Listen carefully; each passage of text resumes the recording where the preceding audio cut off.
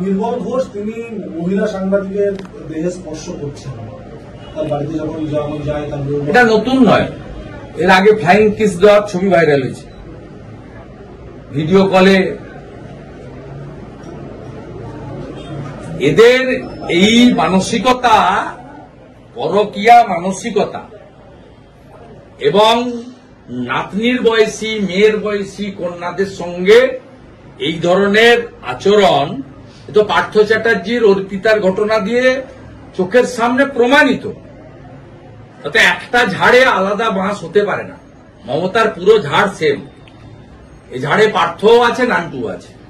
আপনি কলকাতায় বলেছেন যে বিধানসভায় দুদিন যে অধিবেশন ডাকা হয়েছে, তার মধ্যে বিমান বন্দ্যোপাধ্যায় রাজ্য সরকারকে তাদের বিষয়টা বলে যে সর্বদিন একটা মিটিং ডাকা বিষয়টা নিয়ে, এবং আমি মনোজ পন্তকে চিঠি দিয়ে দিয়েছি যে আপনারা যদি অযোগ্য বাছাই করার কাজ শেষ করে থাকেন, যোগ্যদের পরীক্ষায় বসতে হবে না, চাকরি বহাল করুন।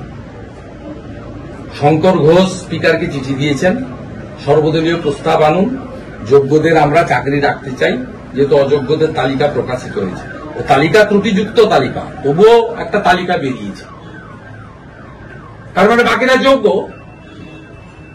তাদের কেন পরীক্ষায় বসতে হবে? 16 সালে পরীক্ষা দিয়েছিল, আজকে 10 বছর পরে এদের মধ্যে অনেকেই পরীক্ষাতে পারফর্ম করতে পারবে না, পারে না। আপনিও পারবেন না, আমিও পারব।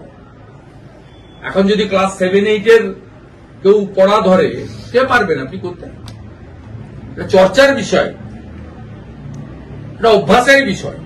অভ্যাস থেকে ডিটার যারা 10 বছর, তারা তো পারবে না, তাদের চাকরিগুলো তাহলে 31শে ডিসেম্বর পরে চলে যাবে।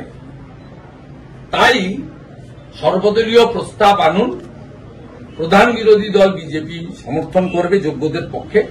সেই প্রস্তাব নিয়ে গিয়ে মুখ্য সচিব লয়ারের মাধ্যমে সুপ্রিম কোর্টে ফেলে দিক, দিয়ে বলুক যে বাংলার বিধানসভার সব বিপক্ষ অপক্ষ সবাই একমত হয়ে যোগ্যদের জন্য চাকরি বহাল রাখতে বলেছে। কারণ মহামান্য সুপ্রিম কোর্ট এই রাজ্য সরকারকে, এই মুখ্যমন্ত্রীকে, তার নিয়ন্ত্রণাধীন এসএসসিকে বাধ্য করেছে অযোগ্যদের আংশিক হলেও তালিকা প্রকাশ করতে। আপনি নিজে এলওপি, আপনি নিজেও বিধানসভার অধ্যক্ষের কনস্টিটিউয়েন্সিতে বাড়িপুরে আছেন, তার প্রয়োজনে কি বিধানসভার অধ্যক্ষের সঙ্গে কি আপনি কথা বলবেন এই বিষয়টা নিয়ে? না, বিধানসভার অধ্যক্ষের হাতে কিছু থাকে না। ও মমতা ব্যানার্জি যা বলে তাই। মমতা ব্যানার্জি 4 তারিখে একটা কালচারাল প্রোগ্রাম আছে বিধানসভায়, সেখানে ইন্দ্রনীল সেনকে নিয়ে গান করবেন। আমার যাওয়ার সময় হলো, দাও বিদাও, অথবা অন্য কেউ গাইতে পারেন, মা ঝাড়ু মেরে জেঠিয়ে বিদায় করেন। এইসব গানের জন্য তিনি ওই দিন বিধানসভায় আসবেন, তাই তিনি একটু বক্তৃতা করবেন, ওনার ফেসবুক লাইভ হবে। বাংলা বিপন্ন, বাঙালি বিপন্ন, ভাষা বিপন্ন সব করবে। এগুলো সব মক, ছদ্মবেশ।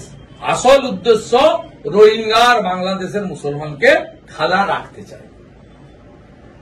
যারা বাংলা ভাষায় কথা বলে 1946-এ কলকাতাতে 10,000 হিন্দুকে কেটেছিল, যারা নোয়াখালীতে লক্ষ্মী পুজোর দিন 15,000 হিন্দুকে কেটেছিল, আমার মা সহ 3 কোটি হিন্দু তদানীন্তন পূর্ব পাকিস্তান থেকে এক কাপড়ে পালিয়ে এসেছিল, যারা তাড়িয়েছিল তারা কিন্তু বাংলাতে কথা বলেই বাংলা ভাষীদের তাড়িয়েছিল, কারণ তারা সকলেই হিন্দু ধর্মের ছিল বলে।